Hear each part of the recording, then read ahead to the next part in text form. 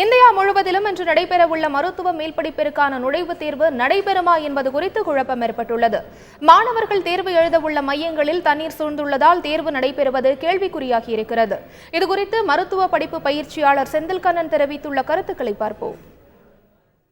இந்த எக்ஸாம் இதுக்கு பேர் all India PG medical entrance examination. All India PG medical entrance examination எதுக்காகனா MBBS முடிச்சதுக்கு அப்புறம் ஃபர்தரா எம்எஸ் எம்டி போகணும்னா என்ட்ரன்ஸ் எக்ஸாமினேஷன் டாக்டர்ஸ் ரொம்ப முக்கியமான என்ட்ரன்ஸ் எக்ஸாமினேஷன். இது national board of examination NBE conduct பண்றாங்க. இது ஆல் ஓவர் இந்தியா லட்சக்கணக்கான பேர் இந்த எக்ஸாம் எழுதுறாங்க. இப்போ சென்னையில மட்டுமே 10,000 பேருக்கு மேல இந்த எக்ஸாம்ஸ் எழுதுறாங்க. இது இன்னைக்கு ஆரம்பிச்சு இந்த எக்ஸாம் 2ஆம் தேதி ஆரம்பிச்சு 3 நாள் பேட்சா நடக்கும். இது இப்போ Dhanalakshmi engineering college, Apollo engineering college, ப்ரோமெடிக் சென்டர்ஸ் இது மாரி ஒரு 5 இடத்துல ப்ரோமெடிக் சென்டர்ஸ் வைஸா கண்டக்ட் பண்றாங்க. இப்போ ஸ்டூடெண்ட்ஸ் யாருமே இதுக்கு ரீச் பண்ண முடியாம இப்போ ஈவன் இன்னைக்கு எக்ஸாமுக்கு எல்லாருமே மார்னிங்கே போனவங்க அங்க கிட்டத்தட்ட 1 ஃப்ளோர் வரைக்கும் தண்ணி இருக்கு.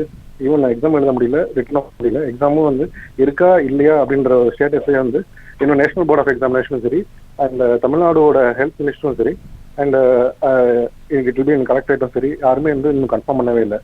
So students that means doctors எல்லாரும் ஒரீடா இருக்காங்க. இது என்ன ஸ்டேட்டஸ், என்ன பண்றது அப்படின்னு தெரியாம இருக்கு.